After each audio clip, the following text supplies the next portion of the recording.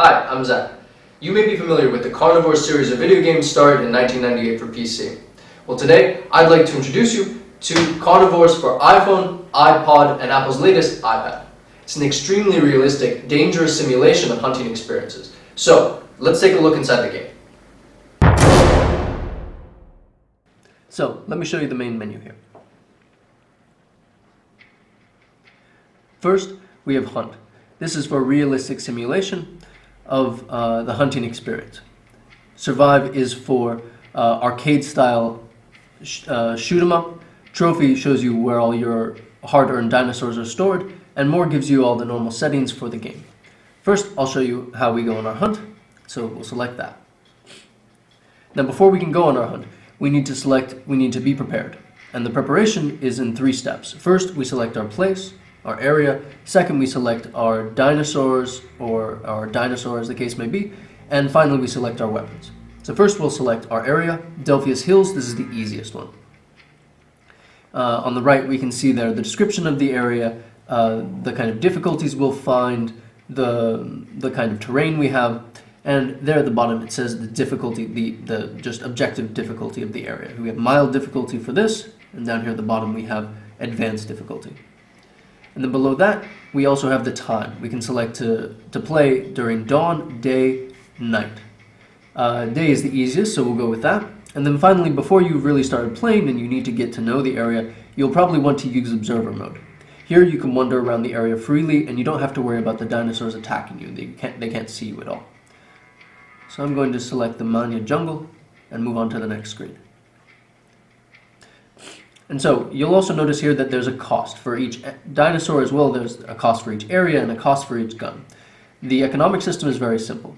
You're given 100 points from the very beginning, and you then spend those on the setup for your hunts.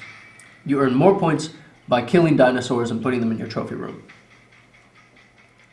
And so here are our dinosaur selection. They go from the easiest herbivore to the most dangerous carnivore, the Tyrannosaurus Rex. And on the right, we have a detailed description of each of the dinosaurs that gives us the length, the weight, the diet, and of course, the all-important sight, hearing, and scent. That's how well they can do each of these things, and you need to take that into account when you're playing, so that you don't get eaten or don't simply miss them. So we're going to select our Stegosaurus and Allosaurus, because we have a budget for it, and move on to the next screen. Finally, we have our weaponry. We have 6 weapons in the game, going from pistol, we have shotguns, rifles, even an X-bow, and a sniper rifle. And they all have different attributes, different power and loudness. And so when you're fighting, when you're choosing your weapon, you need to choose something that's you need to be careful about the loudness. Sometimes if you fire too close to an animal, you'll scare them away. So I'm going to choose 2 weapons to take with me, shotgun and rifle. And then finally we have 4 accessories to use in the game. These will help you fight, these will help you hunt. You have camouflage, cover scent, radar, and tranquilizer.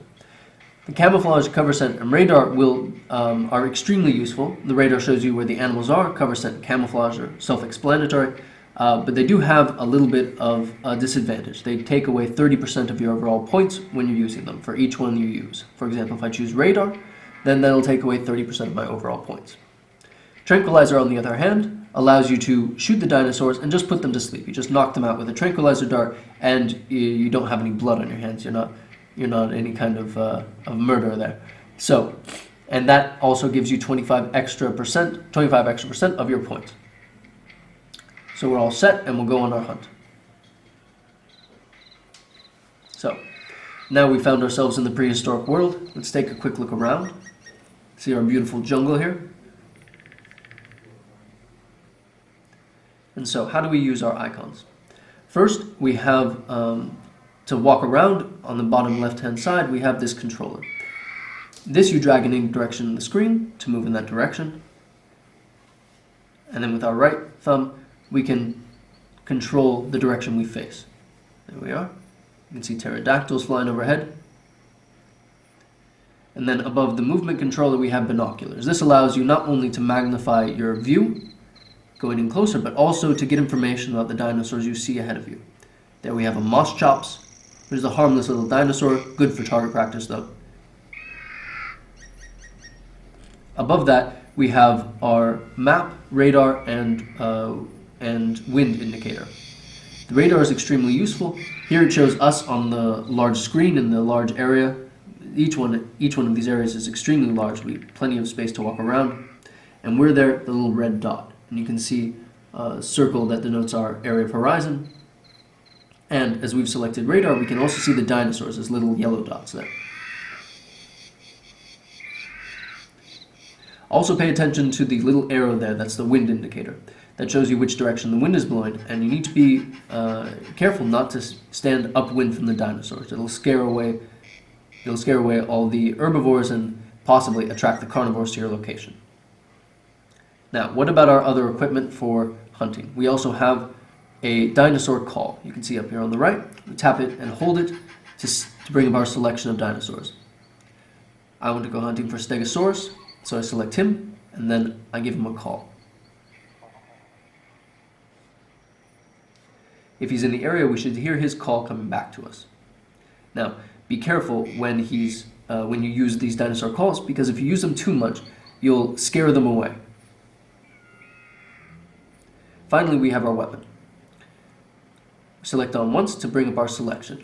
I want to use the rifle, and so I select on the rifle. And then when I'm ready to shoot, I tap it once, hold it, and the binoculars have then been replaced with the fire button. You can fire once. Here we go. Let's find us a little target. No target. We'll just fire. There we are. So, finally, at any point during our hunt, we can select on the menu button. And here we have three important options. We have escape, which allows us to leave the game in 4 seconds. Always remember this when there's an emergency, when some dinosaur is coming right on your tail, and you need to get out of there. You just need to leave yourself 4 seconds in time to actually escape. Restart will restart you in a different location. Maybe in the location you are, there's no dinosaurs, maybe there's none on the screen. But do be careful, both for escape and restart, you will lose all the points you've collected during your hunt. Then finally we have options for volume, etc. Now we select again, and we can walk around. Let's find ourselves a dinosaur. So we have one a little ways away. We'll head toward him.